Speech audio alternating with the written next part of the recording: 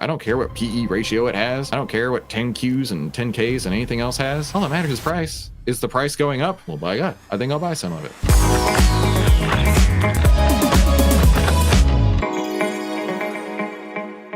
Welcome to the OVTLYR Trading Room. My name is Christopher Uhl. I've twice been awarded top 100 people in finance. I was mentored by 5 of the market wizards, the best traders of all time. I've been successfully trading since 2009, and this is where we save time, make money, and start winning with less risk together as a team. But before we start trading, let's get into the lesson of the day. All right, so be sure to stick around to see how these 2 videos rank out of 10, and go ahead and subscribe if you haven't already.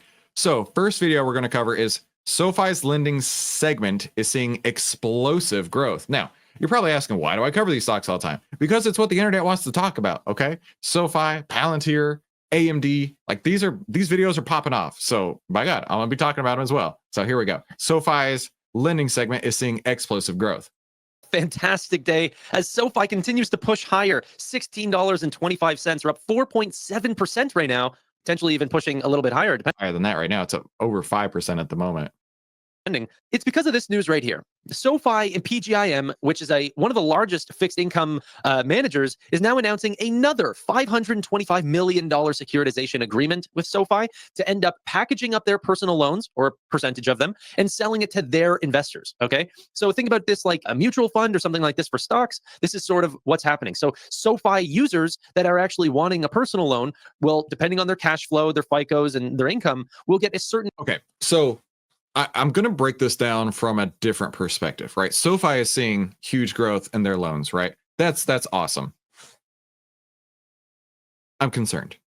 I'm concerned from a market perspective. I'm concerned from a macro perspective. If loan growth is going up,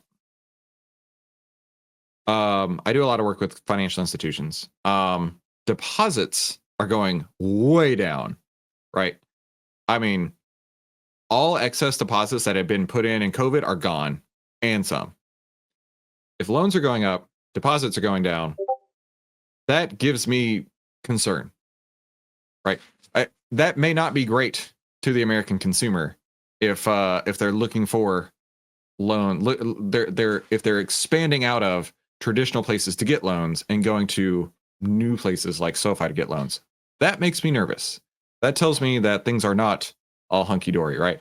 There's economists who would say people go get loans because they want to buy stuff because they're so stinking happy, they're so excited to go buy things. And then there's other economists who fall in line with what I think, which is the right way to think, of course, which is if people are going to get loans, they don't have money. And if they don't have money, that's not good for the American economy. So SoFi's lending segment seeing explosive growth, I don't know, gives me a little bit of hesitation.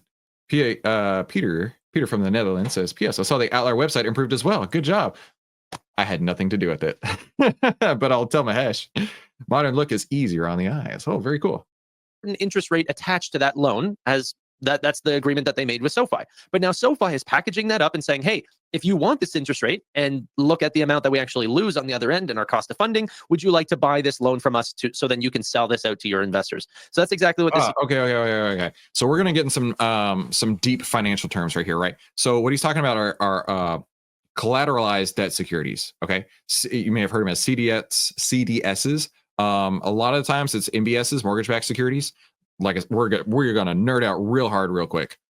So these collateralized debt securities, what they do is they package it up and they say, okay, Michael, would you like to be an investor in these loans, right? These loans pay on average, let's use a round number, 5%.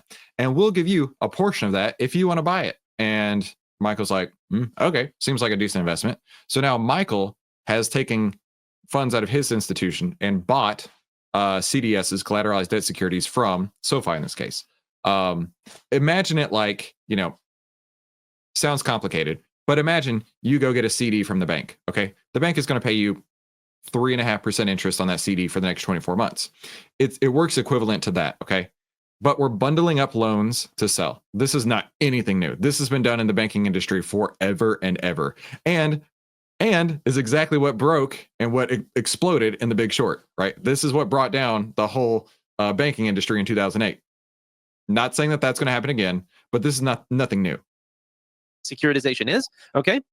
Now, it's interesting. There's a couple details here that I find very cool. One, this agreement closed in Q4 of 2024, which, if we actually look back on their last transaction, because this is not the first transaction that they've done with PGIM, okay, they did a separate $350 million agreement already in 2024. Okay, so the agreement was actually signed in Q1 of 2024, but actually ran through all the way through Q3 of 2024. So think about these loans as essentially being spread out across a 6-month period. So if that is what's happening here as well, we could be seeing Q4 with benefits of this sale going all the way through Q2 of 2025. Okay, so hopefully we see some benefits of this sale in 2024, but it'll mainly be in 2025, I believe. Now, It's not, I mean, all that they're doing is selling. They're basically selling a CD to a different institution. If you want to boil it down to the easiest way to understand what they're doing, they're basically selling an investment to another institution. It's not. There's nothing groundbreaking about this. Michael Wales is also saying, yeah, that's right. My concern's been the discretionary sector has been the only one in the uptrend, right? And that's where people are taking out loans to buy stuff. Dave says everyone should watch The Big Short to get a better understanding of the mortgage market. It is a great movie. It really is. Yeah. Brandon Havens, twice in 1 week. Let's go. Let's go. Wes, hello. what I think is so amazing about this deal, especially, is one, what happened to the fair value of SoFi's loans, right? Are they written so poorly that the banks and asset managers that are coming and buying our loans, are they not seeing the fact that, Okay, I'm glad he put on there, this is sarcasm. these are poorly drawn up and that the quality of these loans are actually worse than what they expect? I mean, PGIM must have learned from the first time that they bought our loan. Why would they be coming back with an even larger purchase agreement? Before it's 350, now you're doing $525 million with SoFi. What happened to fair value? What happened to all these $4 bears that said that our loans are crap? I guess the company that Now, I don't know about that. Right. I don't know what the credit standards are of those loans. I don't know anything about that. But I'll tell you one thing. It doesn't take much, right? I recently worked with a institution in Atlanta that is gone. They don't exist anymore. And the reason that they are gone is because their delinquencies were 10%. Okay. And you're thinking, 10%, whatever, no big deal. The industry standard is like 1, right? 1% delinquencies. So they had 10 times as many delinquencies as normally an institution would have, and they went out of business, right? The NCUA, the National Credit Union Administration, came in, took them over, said, you can't do business anymore because you don't know how to make loans. So I'm not saying that that's what's happening at SoFi, but if they get something like 4, 5, 6, 8%, 9% delinquency rate, which, I mean, honestly, if they're making loans to shit borrowers, then that's what's going to happen. So I don't know. I don't know the details about that, but mark my words, this can happen. I have seen it happen in the last quarter. I've seen it happen. So it's not something that doesn't happen on the regular. Hey, that guy. It's that guy that has nearly $1 trillion doesn't think so and wants just a little bit larger of the slice of pie with SoFi. The interesting thing that I've learned while researching SoFi is that a lot of their loan purchases don't come from a bunch of different names. The customers that actually come to buy loans come back for more loans. Okay, so we try to get more names if we can, but really it's about strengthening these relationships with companies like PGIM, BlackRock, Fortress. These guys are going to come back and continuously purchase our loans from us. So this is just another, indication that is very much the case, is that we're deepening relationships with SoFi, and they're actually really thrilled about this. As what Edwin says here, the co-head of securitized products at PGIM, he says, SoFi's personal loans represent an attractive investment opportunity for PGIM, and we're thrilled to deepen our relationship with the company. Like I say, to them it is an investment. It is equivalent to you walking into your bank and saying, I want a CD for $50,000, right? On the nutshell, in a nutshell, that's how I would try and translate that for you. We continue to expand our platform as an asset-based finance lender and source investments that provide compelling risk-adjusted returns for our clients with partners who put their customers first. Definitely not. My eyebrow went up when he said risk-adjusted returns. So what that means is financial institutions have a rating scale, right? You're going to have like A credit, B credit, C credit, D credit, whatever. A credit might get an interest rate at 5.0%, B 6.0%, C might get 8.0%, D might get 11.0%. That one line right there kind of tells me that they may be pushing more CDE credit than A, B credit, which is not exactly where you want to be. I don't know, though, just speculating based on that one line right there. Not a bad shout out to SoFi. And then Anthony Noto also says that the investment demand for SoFi's personal loans underscores the quality and strength of our lending business, which contributes meaningfully to our durable growth. But we have to remember, this is not a loan platform deal like what they're talking about down here with Fortress. This is an original securitization. So we could have done this even before Q3, like we've done previously with PGIM. It's good to know that one of the big bear cases for the loan platform business that SoFi has recently started to push out was that it might be cannibalistic to their old sources of wholesale selling loans or securitizing loans. Well, it actually turns out that, they are still looking to have pretty sizable markets to securitize their loans with, existing partners. But let's go back and remember this article right here. Eric Schopenhauer, who bought essentially $500,000 worth of SoFi shares. And I am within a stone's throw of this. That's really funny. I had no idea. Are you telling me SoFi is like literally a block away from me? I had no idea. Oh my gosh, I got to run by there. That's so funny. He is the executive vice president of the lending department on December 16th. Was this deal sort of in talks, and did they know that there was a lot of these transactions that were essentially going to be boosting up SoFi? Obviously, I'm not insinuating that there was some insider trading here or anything, but it definitely looked good timing that SoFi's head of the lending department was being so bullish on the company, and now we're seeing potentially why. Now, this wasn't the only thing that was very exciting from SoFi today. In fact, there was a piece of news that came out that was not SoFi's doing, but it does benefit SoFi, is just to show off how bullish the market is on this company right now, as Defiance is now putting out a daily 2x long SoFi ETF, or essentially... Oh, man. Okay. Whew. So now we're getting into really speculative territory here. Right, if people are like, "Oh, I'm gonna go, 2x leverage on SoFi," right? I don't know. Does SoFi have options? I've not even checked. Right. The what am I trying to say? Leveraged ETFs are dangerous. That's what I got my start in trading, actually. But leveraged ETFs are extremely dangerous because the leverage always goes to zero. I know it's like, how is that possible, right? Well, hang on. Let me Google this up. Let me see if I can find it real quick.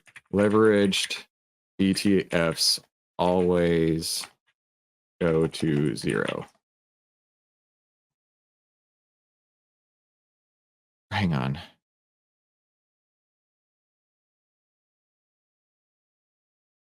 What happens to a leveraged ETF if it dips to zero? The real reasons not to hold. Why do leveraged ETF? There we go. So why do leveraged ETFs decay? Okay. I mean, we could watch that video. What is leveraged ETF? What is it? Hang on. I clearly I wasn't planning on talking about this. I want a chart. Show me a chart. I want to show you what I'm talking about here.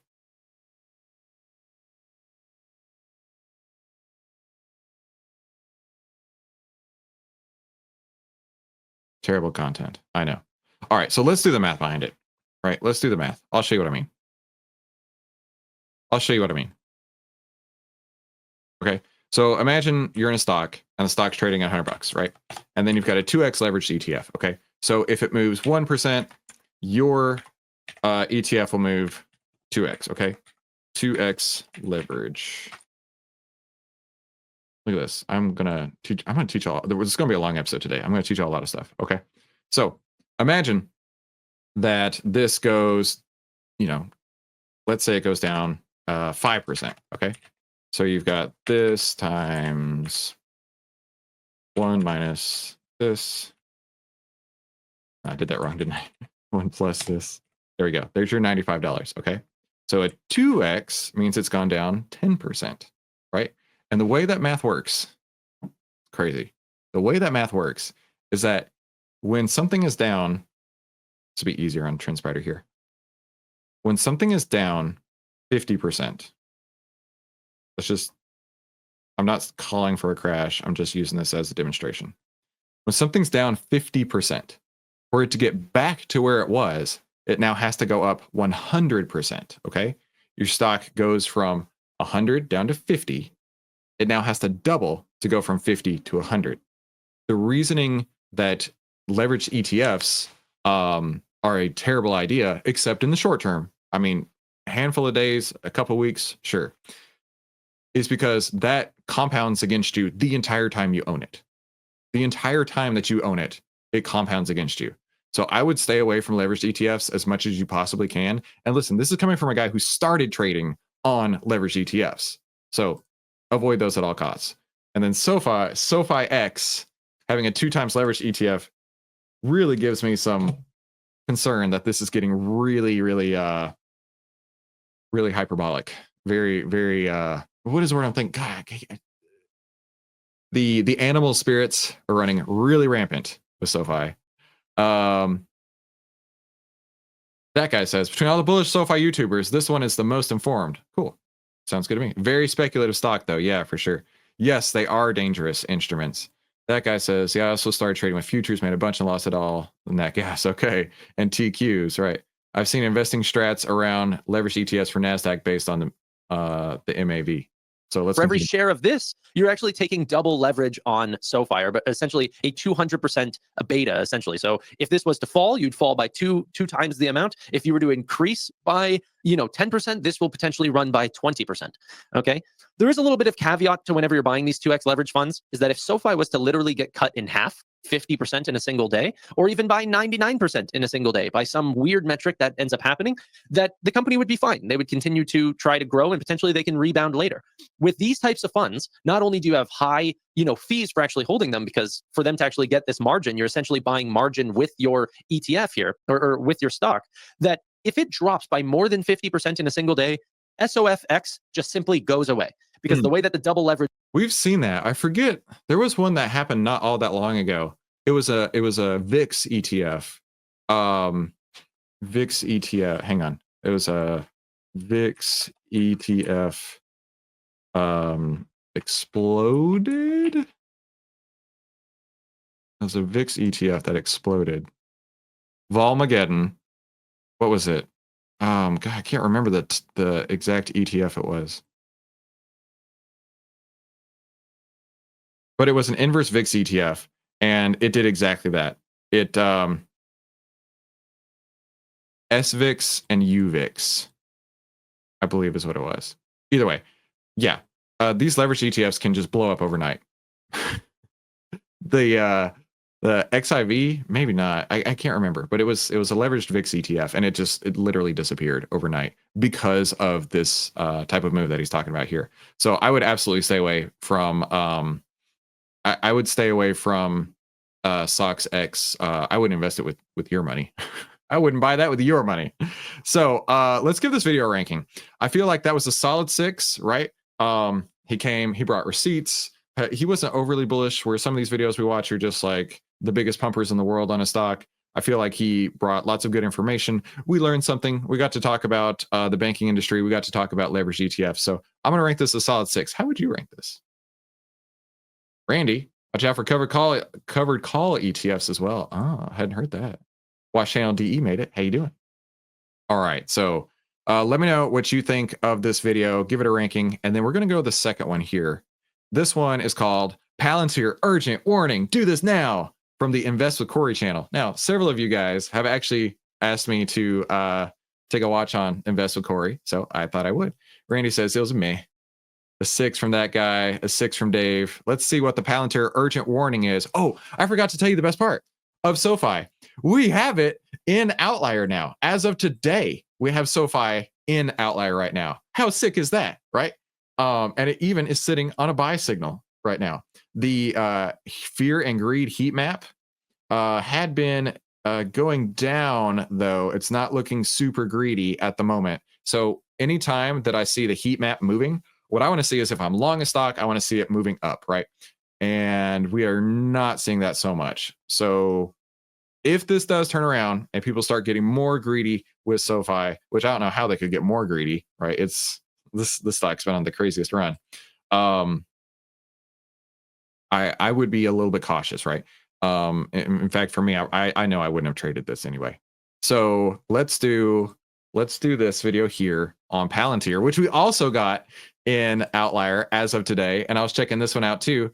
Palantir, like it's fallen off a cliff, right? It was around $83 a share, really peaked on the greed on the heat map, and then just like crash, right? And you can see it right down here. It's really getting deep into the fear territory. So let's see what he has to say on Palantir. Let me catch up on the chat real quick. Sir Corp says a 6-2. Mari says 6. Michael says 6. That guy says you need to react to Felix and Friends. Okay. Full transparency. I watched the Felix and Friends video. Like I said, I'm out tomorrow. I'm out on Monday. So I was doing a bunch of them this morning. I watched the Felix and Friends video, and it was my first 10 out of 10. I'm not joking. I was so impressed by it. I was like, this guy knows what he's talking about. This is not the normal YouTubers that are talking about pumping up every stock out there. Felix and Friends knows his shit. And it was cool. I enjoyed that. The P on Palantir is around 181. Dude, who cares about fundamentals? Price is all that pays. Cedric, amazing video as usual. Dude, you're the amazing one. Thanks for being here. You ever talked about the Uber robo-taxi pandemic? No, I have not. Sebastian, OVTLYR takes forever to load. I know. So we pushed some new upgrades, Sebastian. I know. Mahesh is well aware that it is going really, really, really slow. So this is something we're actively working on right now. But thanks for letting us know. All right, so Palantir, urgent warning, do this now. Analysts gave a price target of $28, saying Palantir was overvalued and could drop as much as 56%. Don't worry, I'm going to explain to you in this video why it's manipulation to get you out of the stock so they can get in cheap. Don't worry about smashing the like button. I hate that. I have not watched anything about Corey. I'm 16 seconds into this video, and my eyes nearly rolled back into the back of my skull. I hate when people say, it's manipulation, it's the market makers, it's this or that. Bro, don't come up with excuses, right? The trend, let's look at the trend of Palantir. The trend is down, my friend, okay? The trend has the 10, the OVTLYR trend template is the 10 period, the 20 period, and the 50 period, right? When they're all pointing south, then it would be a bearish trend. And this actually did recover the 50 period right here, right? It was a beautiful bounce right back off that 50 period. But to me, this is a sideways to downtrend. But don't give me a break with the... I get really worked up when I hear people making excuses, right? Or when I say when they say a stock should do this. Oh, that is the most nails on a chalkboard word to me when it comes to trading or investing or whatever. Is the stock should do this? Who the hell do you think you are to tell the stock what it should do? Really? The stock's going to do what it's going to do. The market can stay irrational longer than you can stay solvent. And the last thing I want to do is sit there as my markets or my money's evaporating.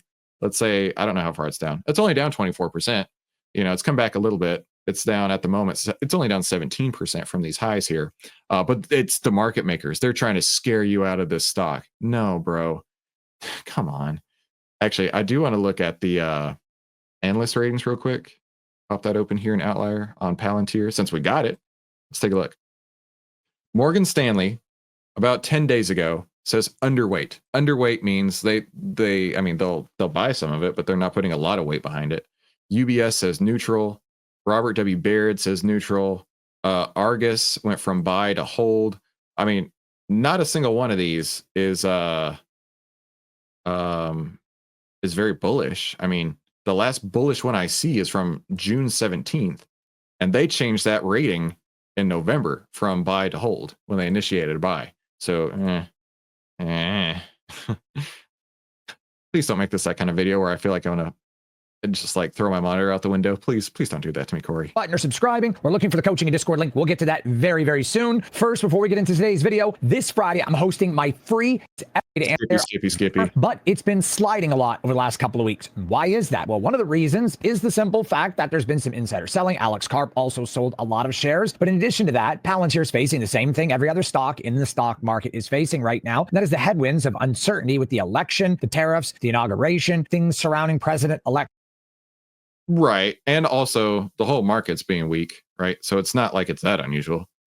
I mean, it's more unusual to see a stock with incredible strength right now as the market is falling than to see a stock moving with the market, right?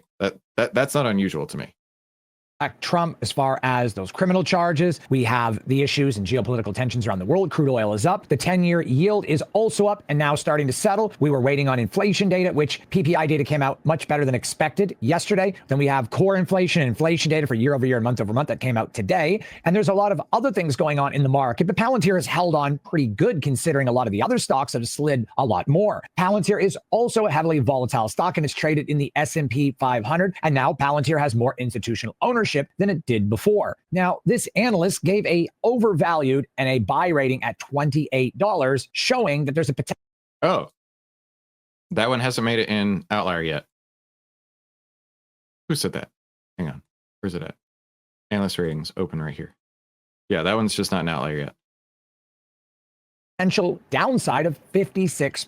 Wait. I don't think $8. Now, this analyst gave a overvalued and a buy rating at $28. 28. I didn't even, the math didn't math for me for a moment. Palantir is a $70 stock right now. 70, not 17, 70. So this person put out a rating at, I'll buy it when it's at 28. Holy moly, when it's down 59% from this point. Okay, let's go. This just got wrecked. Showing that there's a potential downside of 56%. I don't think this is going to happen. If Palantir ever dropped below $50, I would be loading the boats. This is a great stock, and this year, the stock is going to be well into the $100 range as we get into summer and fall. And please, if anyone on the internet tells you a stock is going to be whatever price in the future, do me a favor and completely unsubscribe. Don't listen to anything that they say from that point forward. They don't know. They don't know. That is their guess, right? Their guess is just as likely to happen as that $28 guess, right? His $100 price target that he has later this year is just as valid as the $28 price target that that analyst put out. Price targets are meaningless, absolutely meaningless. All that pays is price, okay? Price only pays, or only price pays. So, Corey, we can't be friends. I'm sorry, but I'll listen to you for a couple more minutes. I fully believe this stock is going to be north of 125 or 150 somewhere in 2026 or 2027. So it's inevitable that you'll make profits with Palantir. We also have to think about the fact that earnings is on February 3rd. So with earnings coming up, there's also the expectations on whether or not Palantir will beat and by how much, or will they miss on earnings. Palantir also has earnings coming up the first week of February on the 3rd. So we also have to. You just said that. Hang on, let's check him on the chat. Marco, how you doing, my friend? Randy, tight stops on Palantir. Right. I mean, you can buy anything. In fact, who was it that told me this? One of the market wizards. I think it was Tom Basso. I think it was Tom Basso who told me this. He said, you can buy anything. Doesn't matter. Just buy whatever. Just keep your stops tight. Just literally buy anything in the market and keep your stops tight. And then let it run if it works. Because we had that conversation, and he and I did. It was, Tom, I just bought this. I bought these options in the stock, but I'd never even heard of this stock before. He's like, I do it all the time. Tom Basso is like the chillest dude of all time. He's known as Mr. Serenity. He's like, I do it all the time. And I was like, what do you mean? He's like, I don't care. I don't care what the stock is. I don't care what their fundamentals are. I don't care what PE ratio it has. I don't care what 10 Qs and 10 Ks and anything else has. All that matters is price. Is the price going up? Well, by God, I think I'll buy some of it.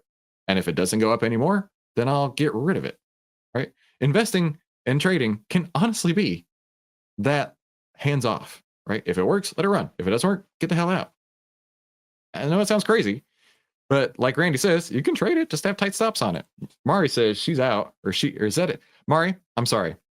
My first thought was that you are a she. And of course, if there's a girl in the chat, we get really awkward around here, okay? Like, girls in the chat is like a weird thing, okay?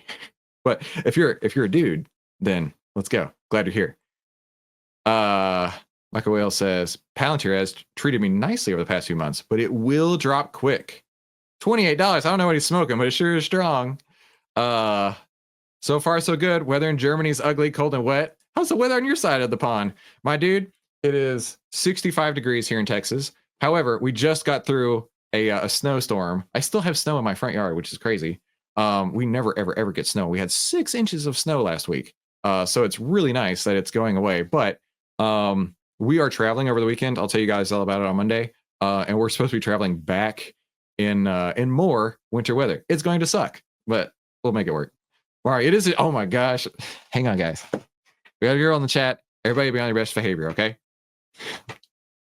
To worry about that. There's some uncertainty around that. If they beat expectations, then the stock is going to do even better. We are approaching earnings season. I do believe as we get out of January, historically the worst month in the year for the stock market, we get past inauguration and we get past all this core inflation and inflation data. Once we get through all that, if it's good and we meet or beat the expectations on all of that, and we get out of the inauguration in January completely, get into February, we got PMI data on the 3rd and the 5th.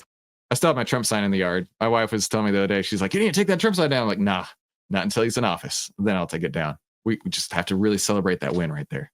When that PMI data comes out, if that's also good and earnings are good, Palantir is going to fly. It's going to be back in the mid to high 70s. If they miss earnings and don't do as well, that could cause the stock to drop into the low 60s or even into the 50s. And we also have to consider PMI data coming out in February. And that would just be a hiccup. Going into the following month and the month after that, PMI data could improve, hypothetically, and their earnings could get better and the stock would just go up yet again. So you can see how it's just noise. You get in now, the stock goes down, goes up, goes down, doesn't.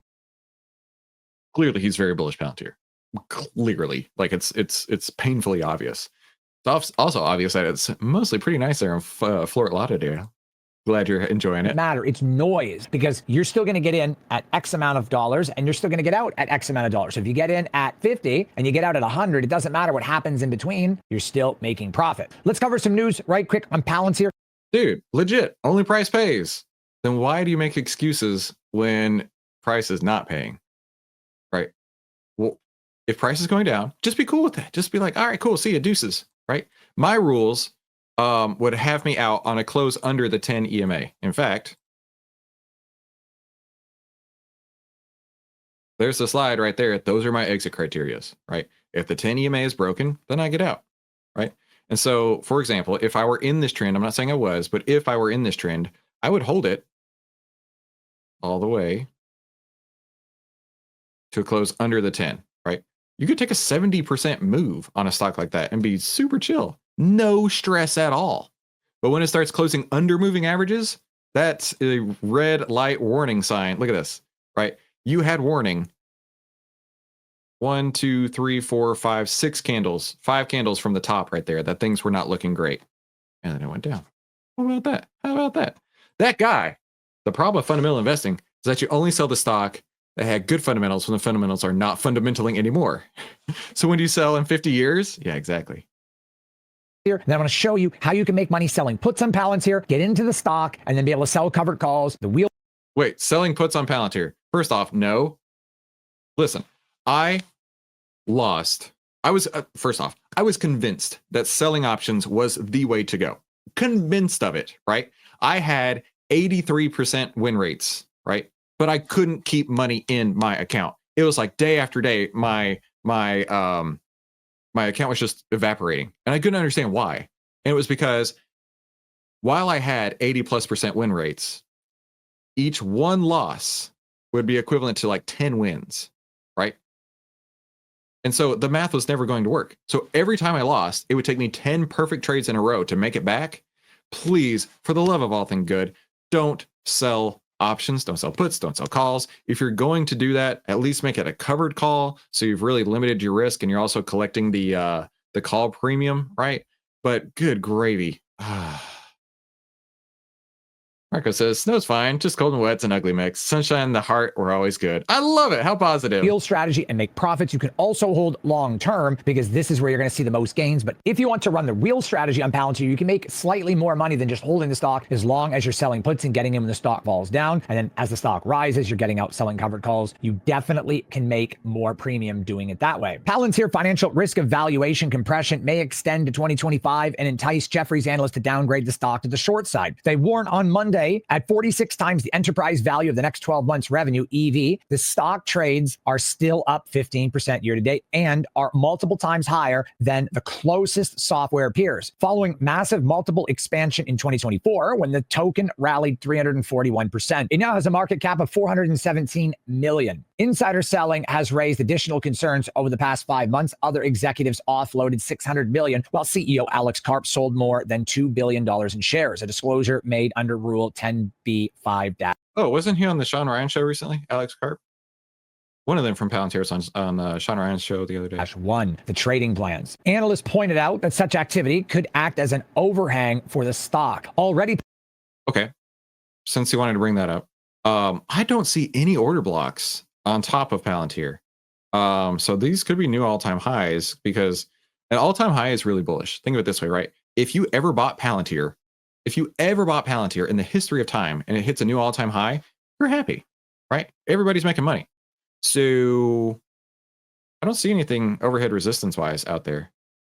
Michael says, selling naked puts. I'm telling you, you haven't lived until you have, bruh. I got 6 figures at least that I lost on that. Give me a grave. Palantir's valuation has shrunk 15% year to date, from 55x to 46x EV NTM revenue. They likened this decline to post-COVID-19 normalization, with a note that does not seem far off from saying changing interest rates, fading AI hype, and insider selling could trigger further compression. The company's shareholder base has also changed over time, adding to the complexity. Active institutional ownership rose 32% after inclusion into the NASDAQ 100 in December of 2024, up 5 percentage points. This shift could also push down the stock's retail-inspired premium, changing investor dynamics. Jefferies has an underperform rating and a $28 price target, more than 56% downside for the last closing price, says the stock is aggressively overvalued. I don't entirely agree with this. With their increase, Bro, they're coming out swinging. $28 price target. They're like, F your stock all the way to zero. By the way,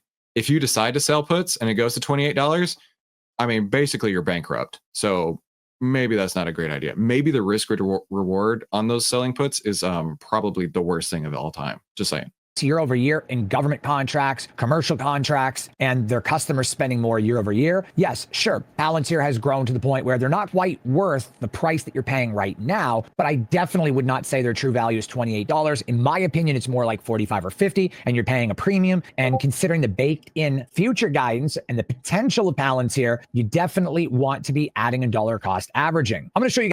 Good God. All right, I'm not going to do any more of this video.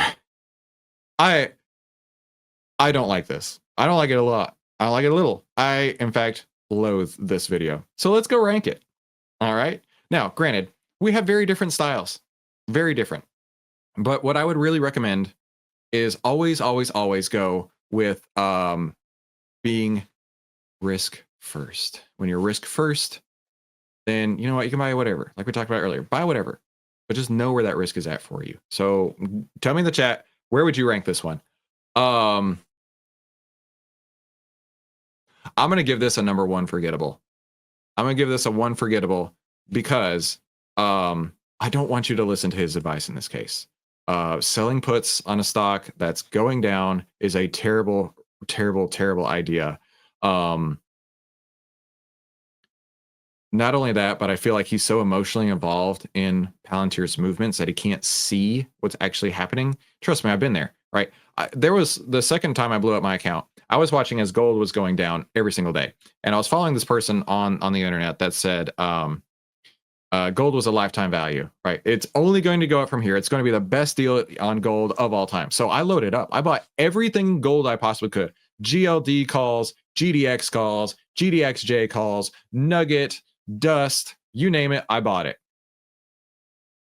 And as it was going down day after day after day, I was looking at it and I'm like, oh my gosh, I have really effed up real hard. In fact, I remember going to Disney World with my family while that trade was on, pulling up my phone, looking out the window, and there's like this hot air balloon thing over in the Disney Springs area, looking out the window of our hotel at that hot air balloon and thinking, what have I done?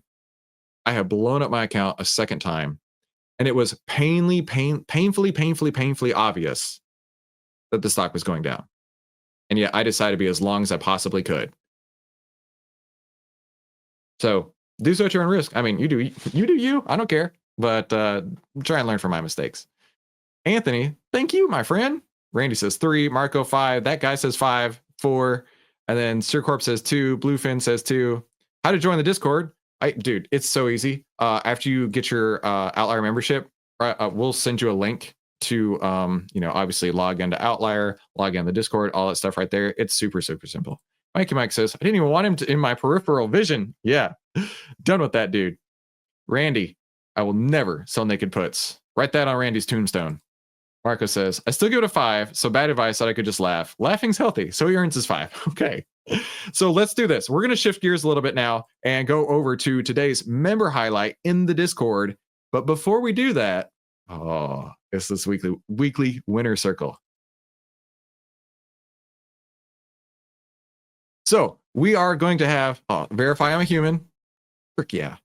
All right. So we are going to have our weekly winner circle. This is something we do. It's fun. We do it in the chat every week. All you have to do to enter the weekly winner circle is go into our Discord, go over to the share your big wins channel right here, and just tell us how you used OVTLYR this week, right? And you don't have to have a big win. You don't have to have a loss, whatever, right? All we care about is just hearing from you how you used OVTLYR. So what I'm going to do is I'm going to roll through here and I'm going to list everybody who has contributed for the week. And then you're all going to be eligible for a drawing for a $10 Amazon gift card that we'll do live right here in just a second here. All right, so Michael Wales won last week, and my only rule is you can't win 2 weeks in a row. Sorry, Michael. All right, so let's scroll this down. Dave's in the chat. Dave is number 1. Brian, haven't seen Brian in a while. Where the heck's he at? Port City, that's Ryan, so Port City.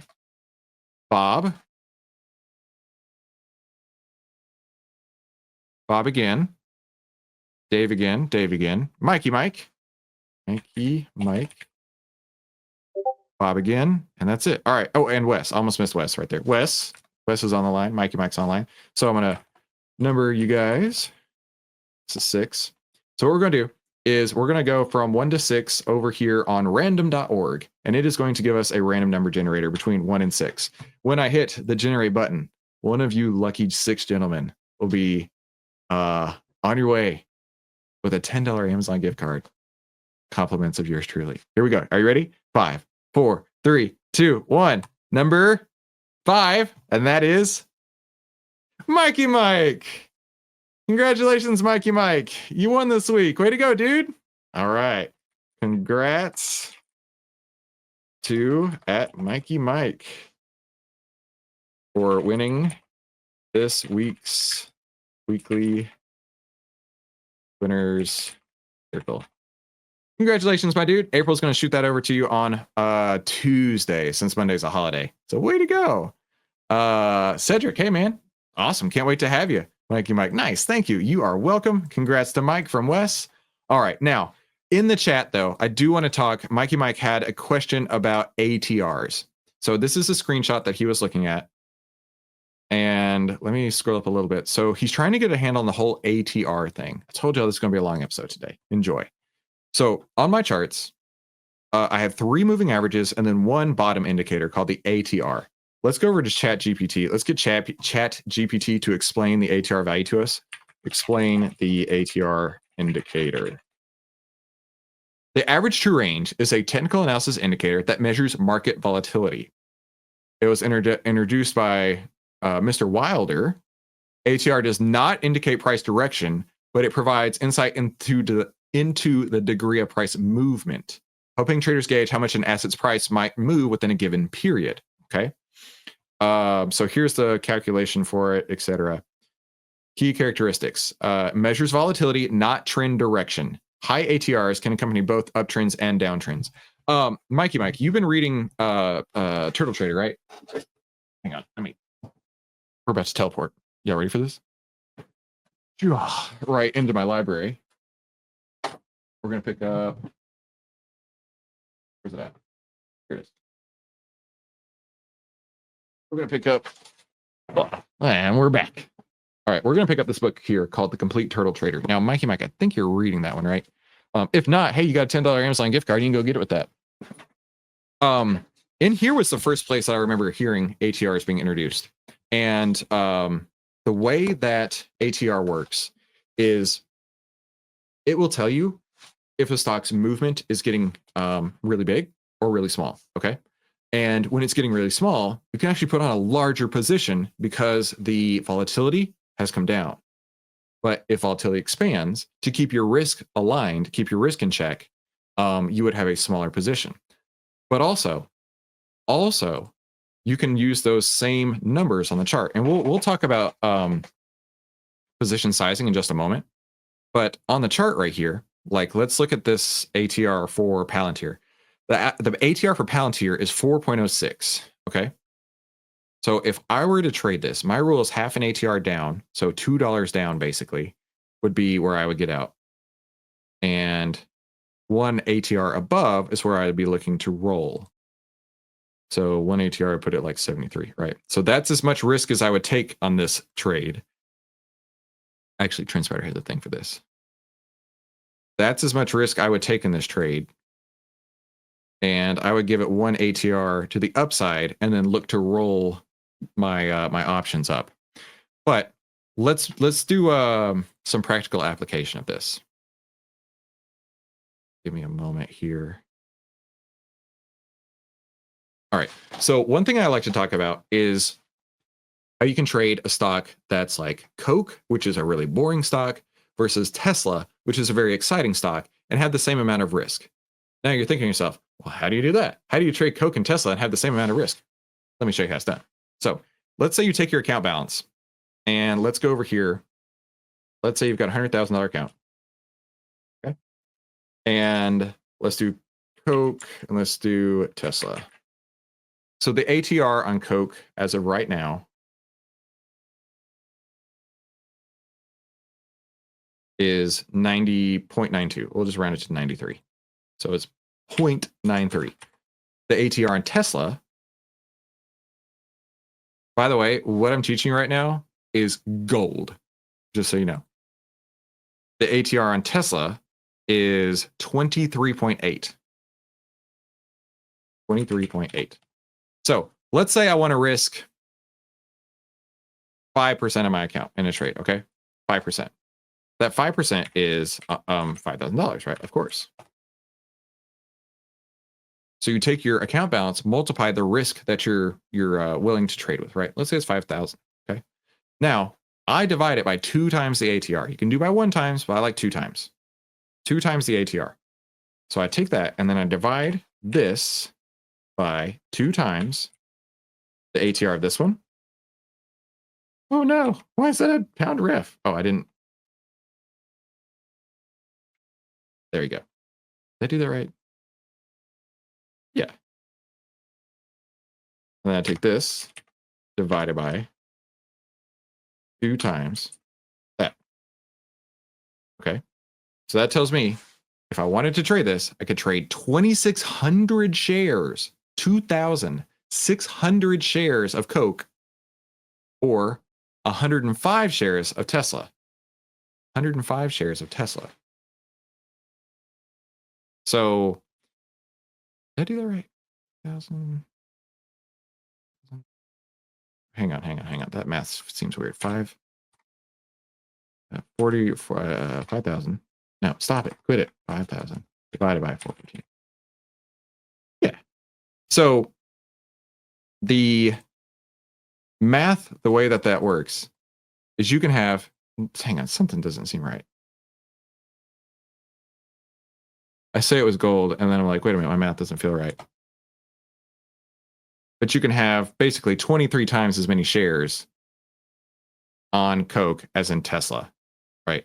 Hang on, just something does not feel right about this math. What have I done wrong? You have 5,000 divided by 2 times the share price. Wow, 26 contracts. Yeah, legit. Did I do this wrong? Hang on. So if it was $1.50, 1666. Yeah, okay. My math is all right. Okay. Yeah. Now, I'm not saying, oh, duh, Chris. Okay. So this is risk to your portfolio. That's not position size. Sorry. I totally lost the plot there.